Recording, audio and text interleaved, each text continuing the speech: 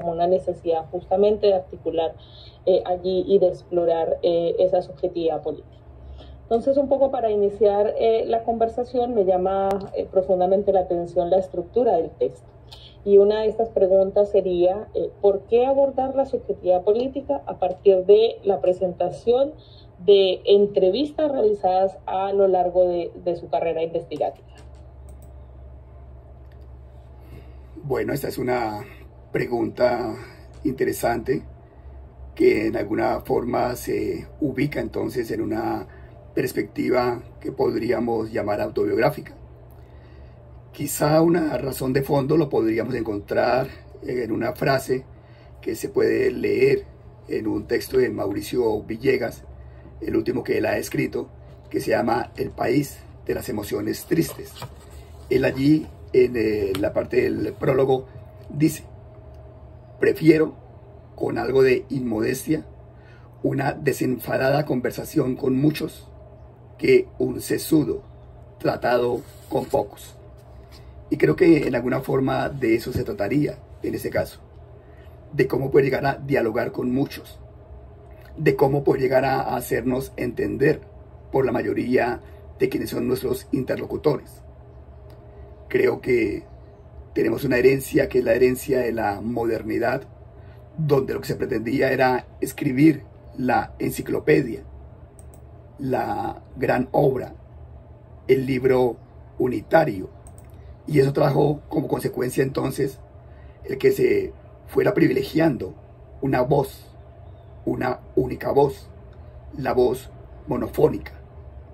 Sin embargo, allí, en esa modernidad, también estaba apareciendo una alternativa, como era la alternativa del ensayo. Recordemos los primeros ensayistas, Voltaire, por ejemplo. Esa vía del ensayo no fue la que predominó en la lógica de la academia científica. Por lo tanto, se fue más por la vía del libro unitario o libro de autor, que implicaba un formato académico con un lenguaje técnico científico. Y no es que eso sea inadecuado, es simplemente que es una manera a través de la cual se puede escribir. Pero, más recientemente, va a aparecer una opción como la del periodismo científico, que intenta hacernos un llamado en el sentido de cómo podemos escribir para que seamos comprendidos por un público más amplio y no solamente una comunidad académica, aunque también la comunidad académica, porque a ellas va dirigido la producción que se está teniendo. Aparece también la alternativa de la escritura ensayística, es decir, la escritura que se rescata justamente el comienzo de la modernidad con el ensayo para empezar a escribir ensayos que permitan entonces, en una combinación entre la literatura y la ciencia, transmitir el conocimiento. Eso, para sintetizarlo, ha ido cogiendo en alguna forma, en una época mucho más cercana, cierta fuerza. Es así como en Colombia en particular reconocemos textos recientes como el escrito por Rubén Ardila, donde él se arriesga a escribir su autobiografía, elemento que no es común entre los psicólogos, quienes asumimos que eso no son lenguajes más que simplemente hedonistas y de una posibilidad de petulancia de aquel que escribe su propia vida. Pero allí hay una manera, otra, a través de la cual se puede expresar una manera de ser y de esa manera, en este sentido, una manera incluso de autobiografía intelectual. Encontramos también, auspiciado por la Asociación Colombiana de Facultades de Psicología, un libro que es un libro de entrevistas, se denomina Formarse en Psicología, conversaciones con maestros de la disciplina. Está presentado en 2 tomos y allí justamente los autores recogen la voz autobiográfica a través de entrevistas de colegas que en Colombia han ido haciendo la psicología desde la vivencia particular. Creo que eso lleva entonces a reconocer que hay un camino, otro, a través del cual es posible llegar a pensar, investigar, producir conocimiento, pero igualmente transmitirlo de otra manera. En ese sentido general, para seguir con la pregunta que usted me hacía, Ana María, creo que he tenido siempre un estilo que ha pretendido ser muy democrático, si se quiere, en términos de el acceso de los textos a un público amplio. Un primer referente sería mi tesis de pregrado. Esa tesis de pregrado, escrita en 1987, va a tener un cuerpo central, que es una narrativa que yo expreso de una vivencia que había tenido en una transición entre una vida sindical y una vida barrial. Allí me expongo en esa vivencia para, en una combinación entre la investigación, acción participante y la autobiografía, hacer análisis. Un segundo punto de referencia, que tiene también cierto nivel de ruptura, es mi tesis de maestría en psicología comunitaria, que realicé en la Universidad Javeriana de Bogotá. Un texto que se denomina Educación y Democracia, una experiencia de educación en derechos humanos. Y presento el resultado a través de un diálogo entre tres actores: la doxa, la paideia y la episteme. Pero lo que hago es que ellas tres se ponen a hablar: la doxa, sentido común; la paideia, pedagogía; y la episteme, conocimiento científico. Y a través de ese diálogo que hay entre esos tres personajes, voy contando qué es lo que se quiere hacer en la investigación. Allí describo, relato, narro, y eso va mostrando maneras entonces de expresar el conocimiento.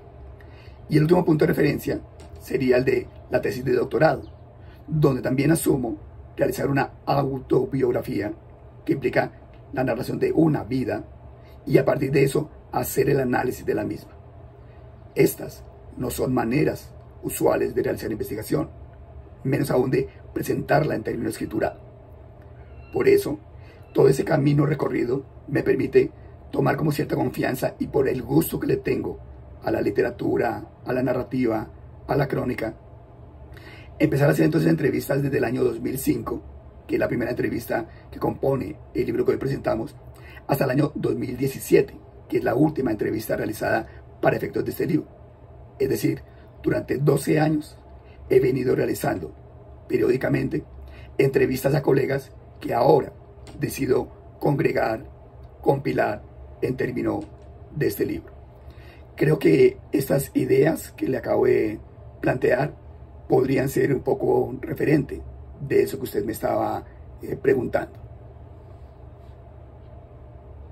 Sí, un poco recogiendo lo que usted señala, para poder dirigir mi segunda pregunta.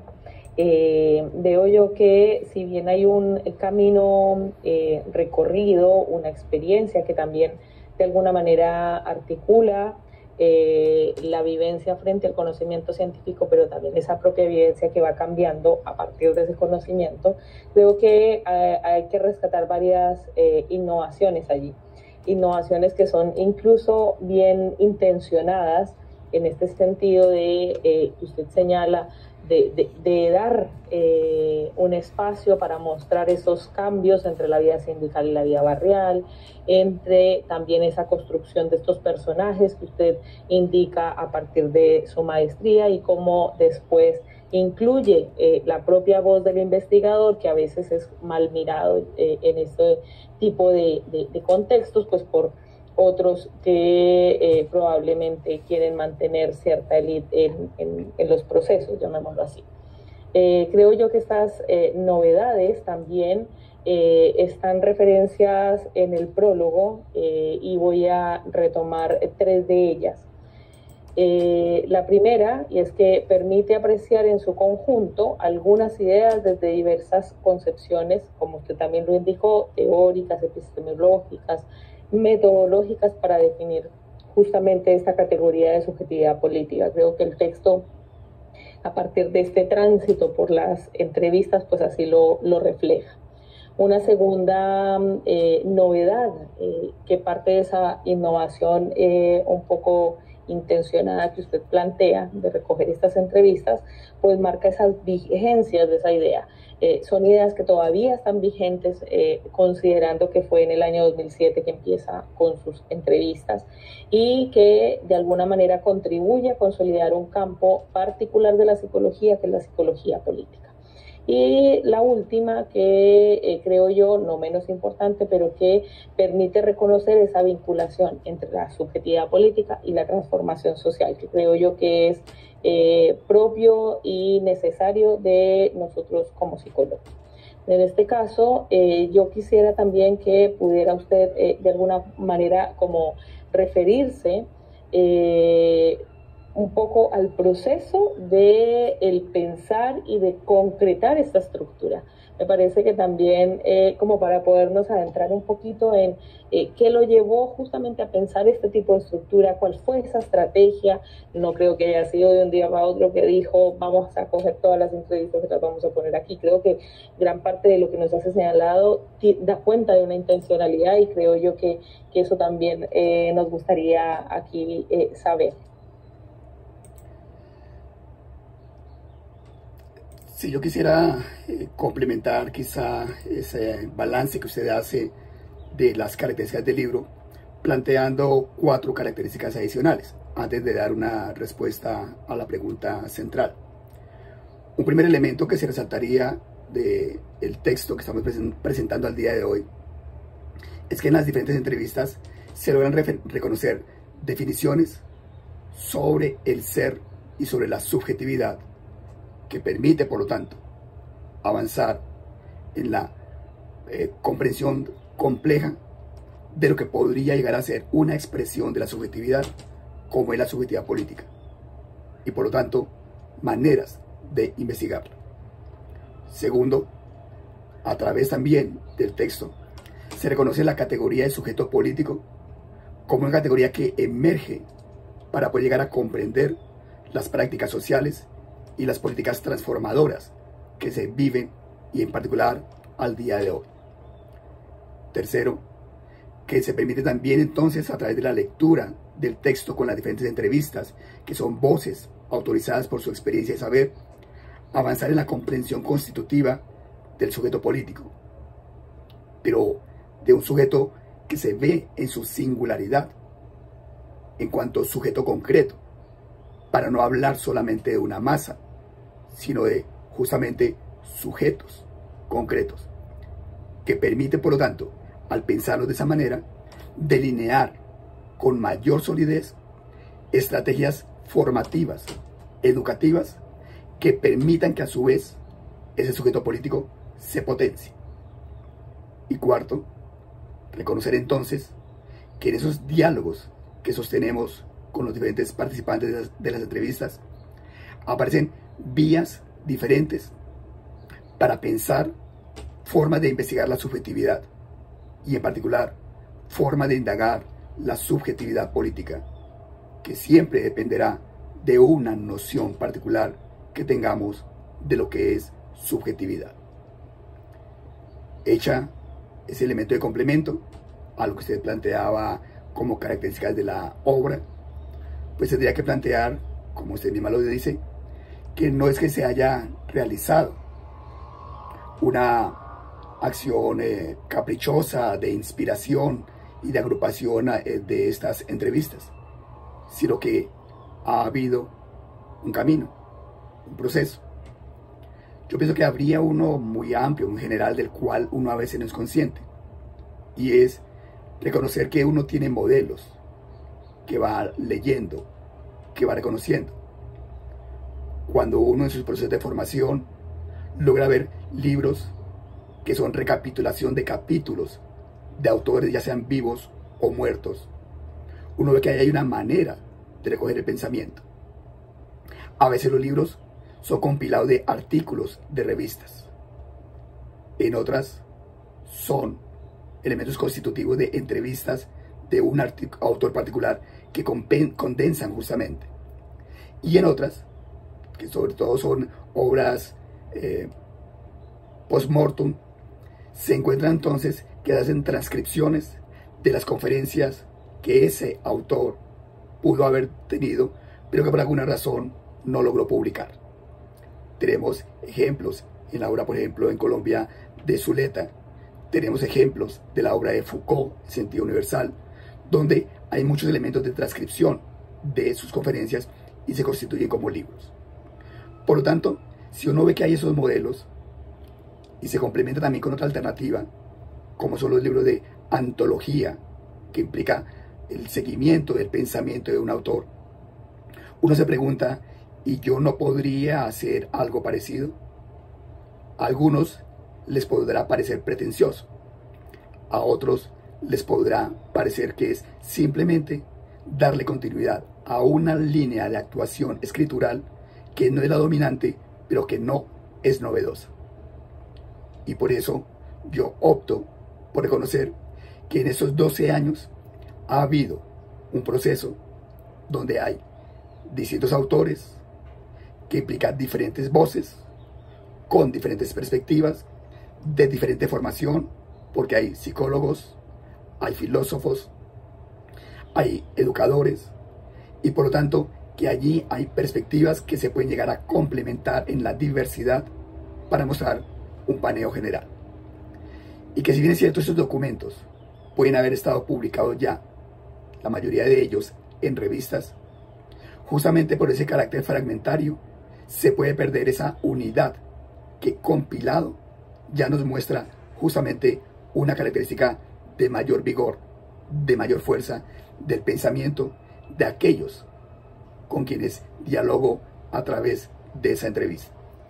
Y decido reunir entonces los textos por autor entrevistado y allí por unidad temática. Podría haberlo hecho cronológicamente, pero eso colocaba un entrecruzado que quizás no permitía comprender o darle continuidad a esa línea de pensamiento del autor particular. Digo eso porque para el caso de Fernando González Rey hay 4 entrevistas, y para el caso de Cristina Sánchez, española ella, cubano el primero, para el caso de ella hay 2 entrevistas, de tal forma que había que darle cierta continuidad. Y esa unidad temática me permite entonces reconocer que es posible juntarlo con cierta lógica, hacer una agrupación, colocar una introducción que ubique al lector justamente por qué esta lógica, darle fuerza a la potencia de la entrevista y reconocer que estos textos, que aparentemente son fragmentados, forman una unidad en el pensamiento. Y por eso esta forma de presentación de la obra, que tiene una mirada externa muy valiosa a través del prólogo que hace Albertina Medjanza, cubana ella, quien al momento vive en Brasil y es profesora de la Universidad de Brasilia. Ella lee el libro y logra en el prólogo justamente resaltar lógicas de continuidad, divergencias que hay allí, vacíos que ella sugiere podrían llegar a trabajarse, y eso me parece importante en términos de la lectura que cualquiera haga de una obra, como seguramente ocurrirá con quienes al día de hoy, escuchando esta presentación del libro, se motiven a conocerlo, a leerlo y a asumirlo. Gracias, Álvaro. Yo creo que nos ha mostrado por lo menos la particularidad en pensar esa estructura, y yo quisiera un poco pasar a un tema relevante en relación a lo que podría pensarse desde, en este caso, bueno, con el apoyo del texto obviamente, desde la formación, y cómo la subjetividad allí pues marcaría un elemento también bien particular. ¿De qué manera entonces podríamos pensar los procesos de formación, especialmente en el contexto actual, pero por sobre todo incluir esta entrevista a los procesos escriturales de estudiantes e investigadores? Yo creo que de alguna manera también allí Diego Morales pues se pregunta ¿Cómo se puede educar al sujeto político? Yo creo que de alguna manera una pregunta por los procesos de formación pues podría también dar cuenta de eso que un poco Diego se está preguntando. Pero por lo demás, cómo incluir esa entrevista en los procesos escriturales, pues también puede formar parte de esa misma posibilidad que tenemos nosotros como educadores, pues de llevar también esa capacidad o de generación de subjetividad de nuestros estudiantes. Yo pienso que tendríamos allí que diferenciar entre cómo podemos ayudar en la formación de nuevas generaciones en diferentes disciplinas, de diferenciarlo, digo, de cómo ayudamos en la escritura de esas nuevas generaciones, y tercero, cómo ayudamos en la formación de sujetos políticos, porque son tres perspectivas distintas. Quisiera, para el caso del momento, concretarme en la pregunta que usted formula en el sentido de cómo poder ayudar o cómo ese texto puede ayudar en la formación de nuevas generaciones de estudiantes, no para evadir la posibilidad de argumento de las otras preguntas que luego las asumiríamos. Creo en primera instancia que cuando se habla de entrevistas o de un libro de entrevistas, estamos hablando de una manera cercana a la crónica, y por lo tanto en la crónica no estamos hablando de elementos simples, de discursos light. No estamos hablando de que no se piense, no estamos colocando unos argumentos vacíos. Al contrario, la crónica, y por esa vía también un poco el estilo de la entrevista, cuando es entrevista académica, tiene la fuerza de la calidad. En ese caso, la calidad intelectual y la calidad académica.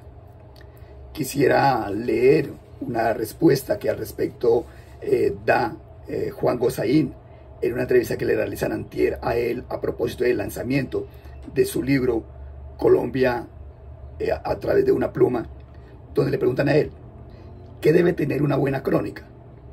Parafraseamos, ¿qué debe tener una buena entrevista académica?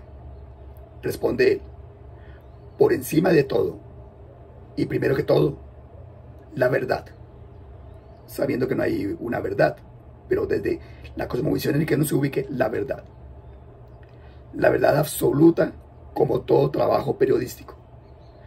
Pero, y aquí subrayo, la verdad contada en un lenguaje decoroso, que no sea rebuscado, pero que sí sea apropiado, certero, preciso. Y como ya dije antes, contar el cuento bien contado y ocuparse de la gente, porque nunca sobra ponerle a la crónica un poco de calor humano, incluso en los temas más trágicos. Creo que así debe ser con la entrevista académica también. Se trata de cómo la teoría la podemos llegar a acercar mucho más a un grupo que está justamente formándose, para que no quede solamente en términos de lenguajes de élite. Quienes hemos hecho trabajo comunitario sabemos justamente que en la comunidad no podemos hablar con tecnicismos científicos que no nos van a entender, y hemos aprendido entonces a manejar los lenguajes según el contexto en el que uno se ubica, académico para la academia y de lenguaje cotidiano para los sectores populares con los cuales interactuamos. Igual, si en el proceso de enseñanza-aprendizaje estamos con jóvenes que están justamente entrando hasta ahora dentro de un recorrido que otros han hecho o hemos hecho, tenemos que ayudar de forma afectuosa, tenemos que ayudar de forma didáctica a que esos jóvenes le encuentren gusto al saber. Se trataría, por lo tanto, de cómo ayudamos a través de textos de este estilo, y es solamente un complemento a otras maneras, a motivar a la lectura. Cómo didactizamos el saber para de esa forma acercar hacia un tema particular.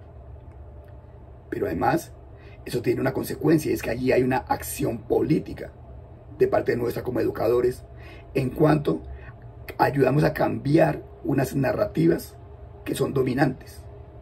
las narrativas de el único autor, las narrativas de el lenguaje ladrilludo y pesado, la narrativa de jerigonza que no logra entender a veces ni la misma comunidad académica. Claro, algunos van a plantear que son estilos y características de lenguajes justamente teóricos de alto nivel que requieren justamente pensamiento muy abstracto para poderlo comprender. Yo creo que el periodismo científico, que las entrevistas académicas ayudan a romper con esos cánones escriturales y que ayudan justamente a que el aprendiz vaya por una vía dialogal, acercándose a los clásicos, a los autores. Es como cuando uno empieza a leer. Uno no empieza a leer asumiendo, por ejemplo, a Habermas con conocimiento e interés. No, uno empieza a leer a través de las cosas de la vida cotidiana, de lo que le enseñan a uno en el jardín, de lo que la familia va interactuando con uno y le van también parafraseando. Son otras maneras. No entra uno de una vez por la vía de la epistemología, sino que uno entra por la vía más suave de irse ambientando a unos códigos que no son conocidos por uno. Y en ese sentido, Stanislao Zuleta dice, no es que haya textos difíciles, sino lectores facilistas, en cuanto que no tienen los códigos que le permitan interpretar lo que el autor está planteando. Entonces se trata de cómo nosotros ayudamos a que esos códigos nuevos para ellos puedan llegar a ser comprendidos. Y esa es la labor de nosotros como docentes, ayudar a didactizar el saber. Gracias, Álvaro.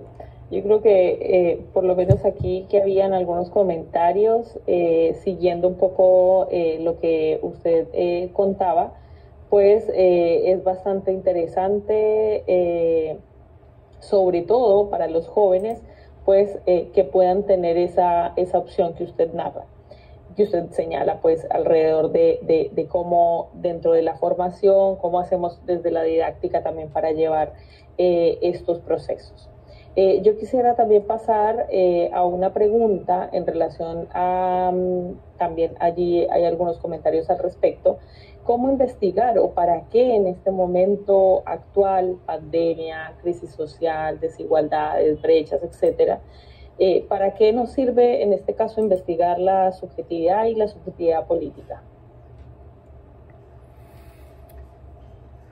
En principio, si no se ubicara en el plano meramente del saber, uno diría por el placer de pensar. Pero pareciera que en una sociedad con tantas urgencias como la que usted plantea, pues uno no se puede dar el gusto de pensar, y mucho menos de pensar por pensar. Pero yo sí creo que uno puede en ese momento interesarse por el tema de la subjetividad, un tema bastante abstracto, alejado de la discusión cotidiana, pero que todos protagonizamos porque todos tenemos subjetividad. Podemos llegar a trabajarla por el simple placer de pensar. Pero no nos quedemos allá. Veamos entonces una opción más concreta, y es para poder llegar a seguir con una tradición del pensamiento, para ayudar a desarrollar una categoría que no es nueva. González Rey, en una de sus entrevistas, plantea cómo el tema de la subjetividad, al menos por vía de la filosofía, viene ya siendo trabajada desde el siglo XVIII con lo que se conoce como la filosofía del sujeto. Por tanto, si viene siendo trabajada desde el siglo XVIII, ¿cómo se puede resignificar ahora la categoría subjetividad para el tiempo presente, que usted menciona, de crisis, de pandemia, de capitalismo agudo? Allí nos corresponde entonces a nosotros, que somos los educadores, los profesores, los investigadores, los intelectuales de esta época, pensar justamente este tiempo presente. Por lo tanto, creo que es pertinente pensar la subjetividad para poder llegar a justamente desplegar otras maneras de reconocer la fuerza de esta categoría.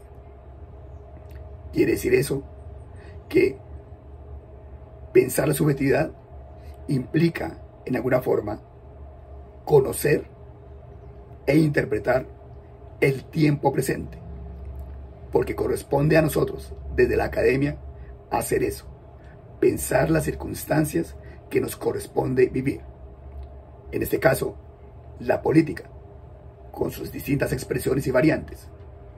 Pensar los movimientos sociales y dentro de ellos en particular, por ejemplo, para el caso de Colombia, los movimientos estudiantiles. ¿Quiénes son esas personas que protagonizan, con esa palabra subrayada de protagonistas, protagonizan los movimientos sociales, que por ser movimientos cambian, que por ser movimientos se presentan de formas no imaginadas? ¿Quiénes son esos jóvenes que forman parte del movimiento estudiantil y que a veces solamente estigmatizamos, ya sea en términos de primera línea, de vándalos, de terroristas o de protagonistas sociales? ¿Quiénes son? ¿Qué los caracteriza en su particularidad? Porque la subjetividad hace referencia a eso, a la particularidad de nosotros en cuanto sujetos. Tendríamos que interesarnos también desde allí por las opciones de género. ¿Por qué podemos llegar a optar? ¿Por qué debemos optar por una alternativa u otra, inventándonos incluso opciones? Por singularidades, por particularidades que justamente van rompiendo con pretensiones únicamente de hegemonías binarias. En últimas, es necesario pensar la subjetividad porque eso nos permite reconocer la singularidad de la existencia humana para poder llegar a convivir en la pluralidad. Y un último elemento es reconocer que podríamos pensar la subjetividad, lo digo por el interés que yo manejo, para poder llegar a ver una expresión de ella como es la subjetividad política. Y en un tiempo más cercano lo he ido trabajando, y allí Ana María ha participado, en cómo reconocer, derivado de esa subjetividad política, una categoría como la de sentido subjetivo político. Y entonces mire que el pensamiento se desdobla, el pensamiento se abre de la categoría subjetividad a subjetividad política y ahora a sentido subjetivo político. Por eso se justifica pensar la subjetividad, para sentirnos vivos y para tener elementos de argumentación e interacción como el que ahora tenemos. Gracias, Álvaro. Yo me quiero quedar con la frase que dio antes de pasar a las preguntas, porque hay unas muy interesantes. Pensar justamente la subjetividad y la subjetividad política para pensar la singularidad de la existencia y vivir en pluralidad. Creo que eso resume bastante un poco esa intención de poder empezar un poco a poner sobre la mesa estos elementos. Yo quisiera los últimos minutos quizás volver a algunas de las preguntas. Hay unas bien interesantes y voy a tratar un poco de resumir algunas y de poder allí poner el acento en otras. Hay una que estaba dirigida un poco a, en este caso, cuando conversábamos acerca del sujeto político.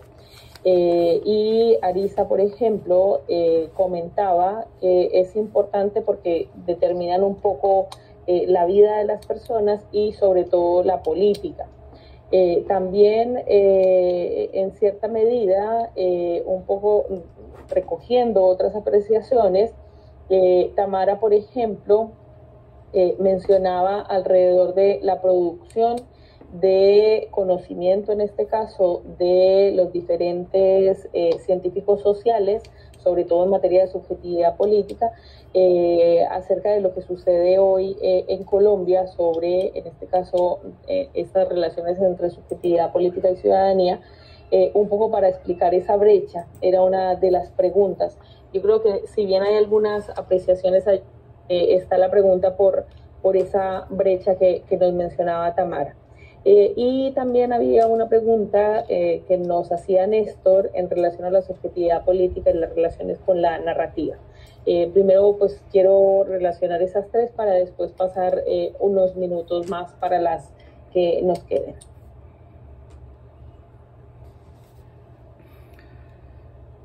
Si logro comprender bien esa mediación que hace Ana María, yo entonces argumentaría lo siguiente. Un primer elemento es justamente reconocer que cuando investigamos sobre la subjetividad, vamos reconociendo que en la vida humana no hay determinismos. No está determinada nuestra vida.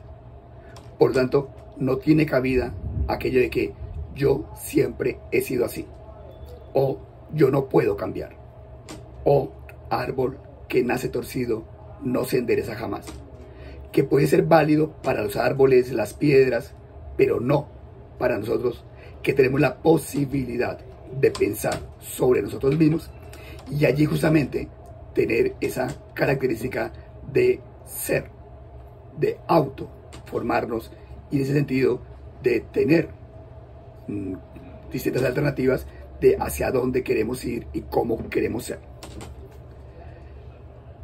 Segundo, frente a una pregunta que se había formulado de cómo ayudar a formar a sujetos políticos, creo que algunos incluso plantean que hablar de subjetividad ya es en sí mismo un elemento de formación política, porque toda subjetividad implica un sujeto que ya hace acciones de reflexividad sobre sí mismo y hace rupturas sobre cierta tradición.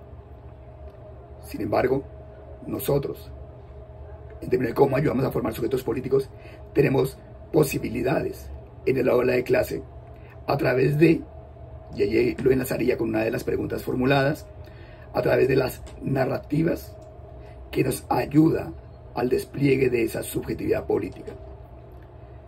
En la Universidad Tecnológica de Pereira, por ejemplo, a través de la Cátedra de Educación para la Paz, se desarrollan diferentes actividades que concretan el plan de curso, donde lo que interesa no es ir a dar una serie de normas sobre la Constitución, que a veces lo hacen desde Constitución política, que tampoco debe ser, sino que nos interesa es cómo conocemos experiencias, vivencias de los estudiantes, de protagonistas de la sociedad, desplazados, exguerrilleros, exparamilitares, políticos, líderes estudiantiles, que pueden llegar a contar quiénes son ellos, cómo se han ido haciendo para en ese recorrido, en ese trayecto, justamente reconocer que no es que haya un proyecto ideal de humano, sino que hay un trayecto con vericuetos,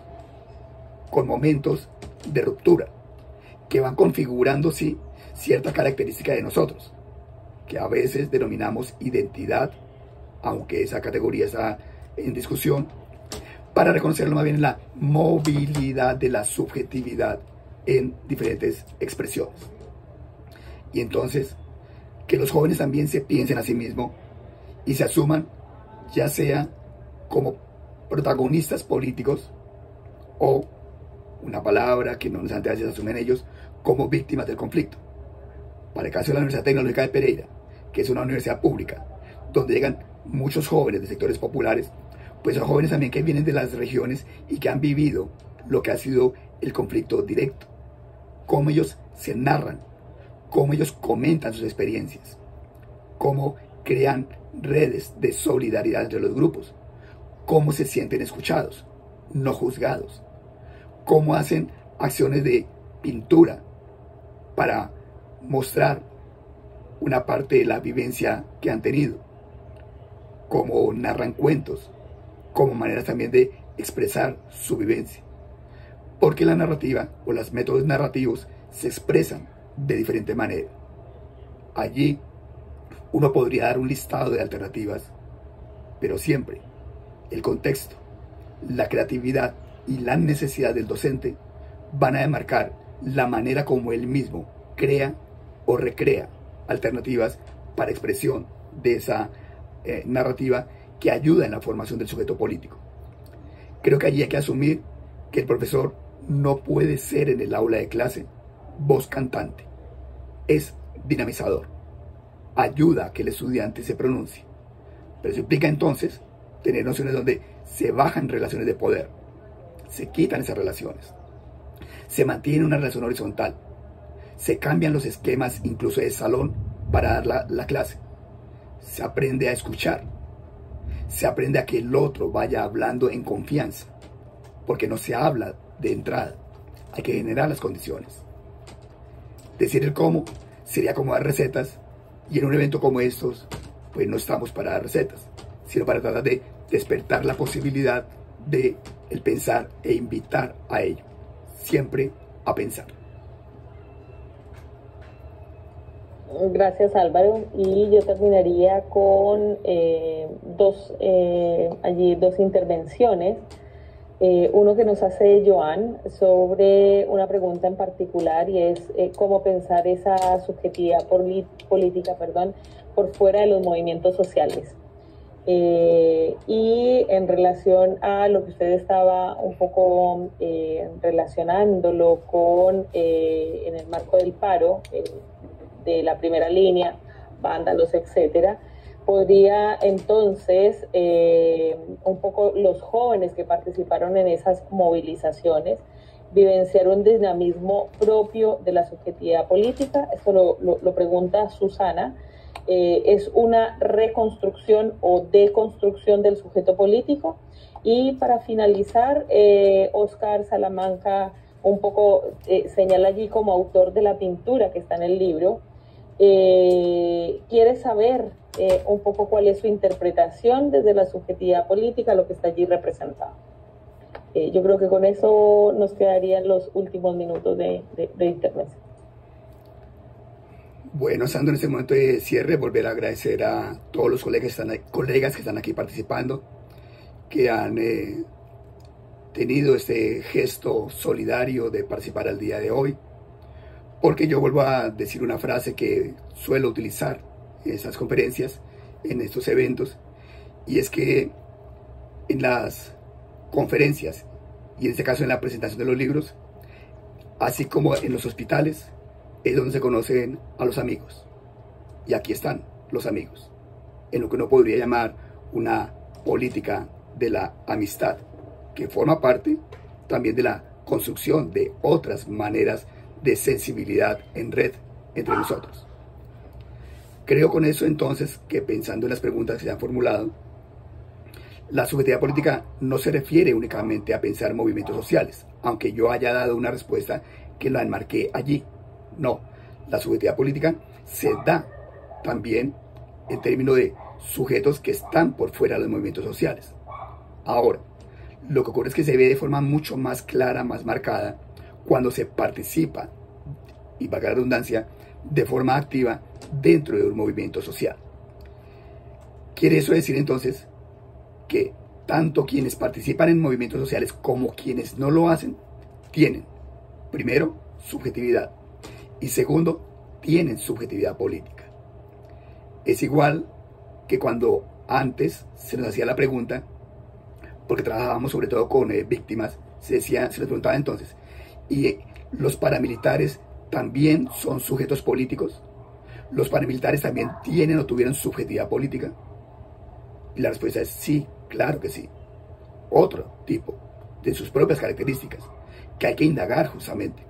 Porque aquí sintetizaríamos esta pregunta con el argumento de que no hay un sujeto sin subjetividad.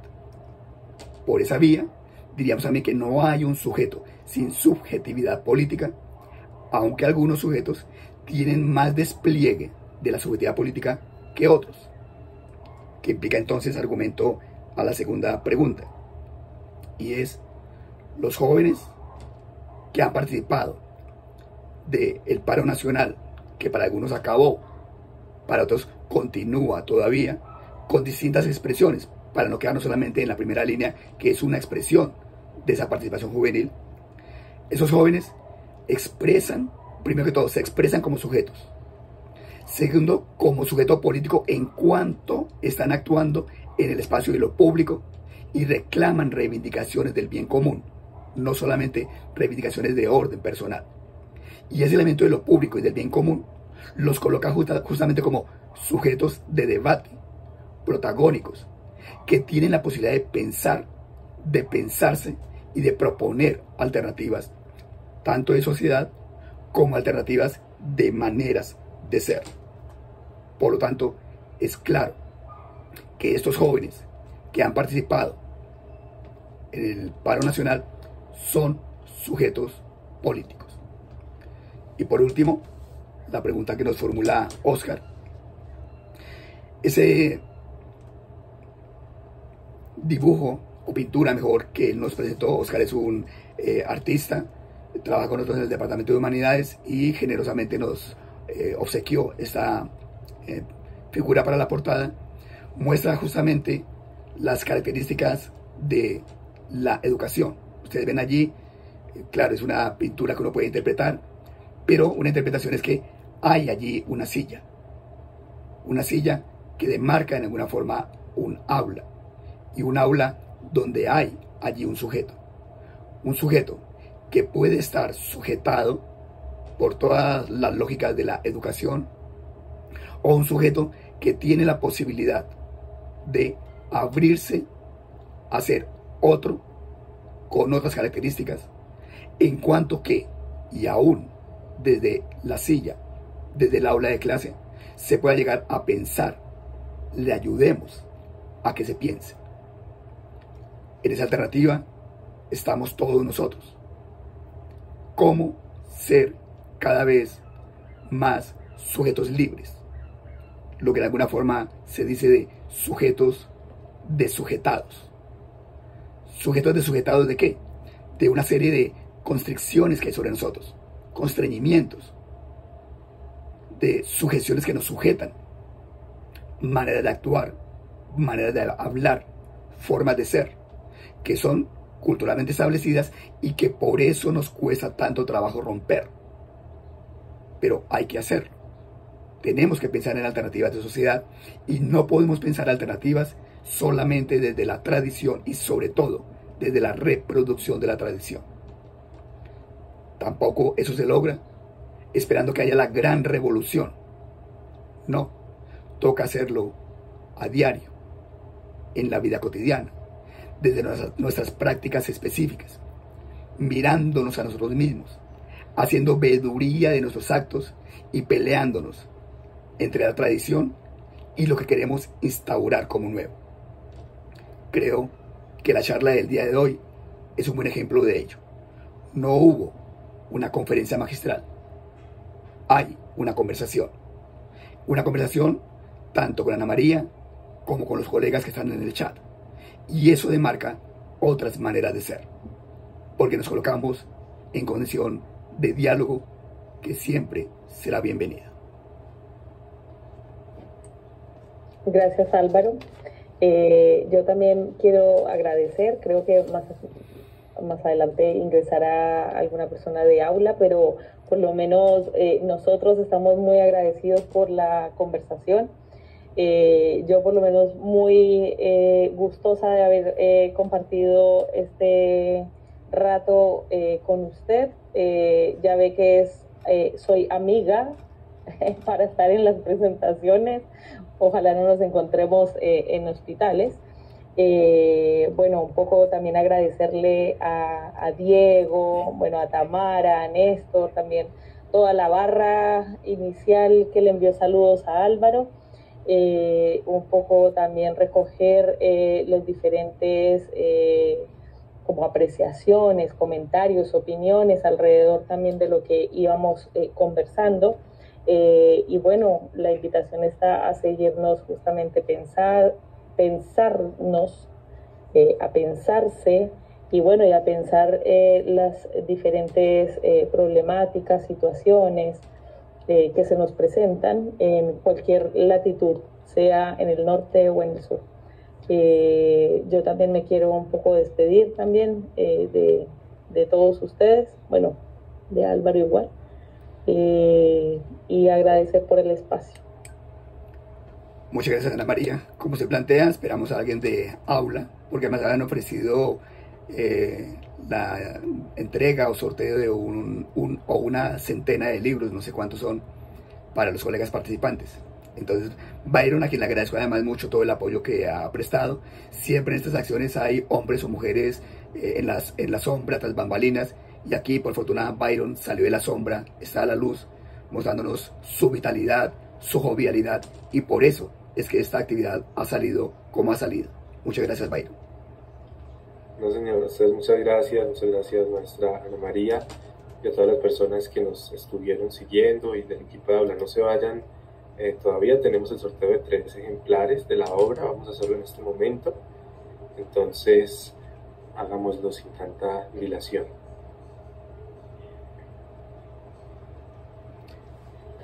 Vea la tecnología, no conocía esa forma. Sí, señor. Bueno, Jaime Ramiro Cabrera Costa, felicidades. Se lleva uno de los ejemplares de la obra. Se lo haremos llegar impreso a su casa. Muy bien, Jaime, me alegra porque además él es estudiante o fue estudiante mío del pregrado. Colega muy cercano ahora, me alegra. Muy bien. Angie Tatiana Rojas Vélez, otra de nuestras afortunadas ganadoras. Qué bueno, equidad de género, me parece bien. Y va la tercera y última. Y finalmente tenemos a Reisner Ravelo. Felicidades, esperamos que disfruten el libro, que lo pongan en circulación, que lo usen y que esta presentación haya sido, digamos, de agrado para ustedes y que también puedan usarla, ¿no?, en sus cursos, en sus clases, con sus estudiantes y con sus contactos. Va a quedar disponible en la red para que la sigan viendo si la quieren volver a repetir, y les agradecemos muchísimo también al profesor Álvaro Díaz por ser parte de los sectores de aula y también a la profe Ana María Calderón por habernos acompañado. Seguimos en actividades de transmisión. El próximo domingo vamos a tener la presentación de un homenaje que se le va a hacer al profesor Germán Mariño, del cual Álvaro María se dictó varias obras, y la próxima semana también en este horario de las 5 de la tarde nos estaremos conectando. Entonces, muy invitados y muchas gracias a todos y todas. Byron, no me queda claro cómo hacen los que ganaron la obra para tenerla. Nosotros tenemos sus datos porque ellos se registraron en un formulario y nosotros mismos les enviamos el libro a la dirección de su casa, y si hay alguna dificultad los contactamos telefónicamente o por correo. Listo. ¿Listo? Muchas gracias. Gracias a todos. Muchas gracias. Que estén muy bien. Chao, chao. Hasta luego.